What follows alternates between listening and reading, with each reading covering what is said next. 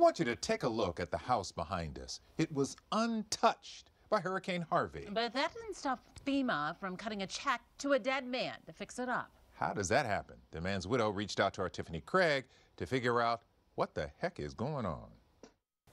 Since no one from that house applied for federal aid, it appears to be a case of hurricane fraud. FEMA says it has about 4,500 cases so far and counting. How can a dead man get money from FEMA? Well, we'll get back to this in a moment. But first, meet the widow, Beth Stevens. I was just astonished. I thought, who would go through all the trouble to do this? Beth discovered what was going on after checking her mailbox. She got letters, a $500 check, and the original application that somebody filled out. It says I have flood and hail damage, hail and rain, wind-driven rain, power surge and lightning, seepage, sewer backup, tornado and wind. That's a lot of damage. That's a lot of damage to a house that's still standing. They didn't even lose power at the Stevens house. The applicant listed their current location as mass shelter. And the date of the damage?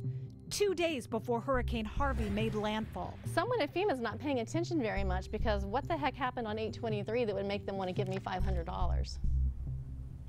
But the most alarming part of all, Whitney Stevens is listed on the paperwork. Whitney was Beth's husband. He died last year of a heart attack, which is why we have questions for FEMA. Someone puts in a social security number for a dead person.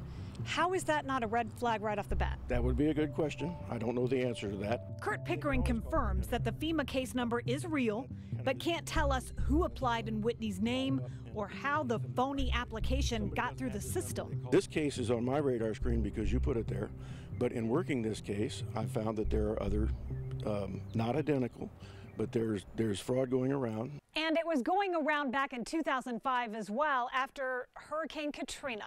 The Government Accountability Office keeps track of this sort of thing. Now, it estimates that as much as $1.4 billion was handed out improperly or due to fraud after that storm. Someone's using deceased people's information to try to gain something, and that's just wrong. It's just wrong. Beth's case is now under federal investigation, but she still wonders, how could this happen? If it's just to cause trouble, who? You know, who would be trying to cause trouble? And if someone is trying to defraud the system and get money that doesn't belong to them, then this is much more widespread than just me. And it likely is. Nearly 900,000 applications have been processed since Hurricane Harvey. But what's not clear at this point is how this scheme would work.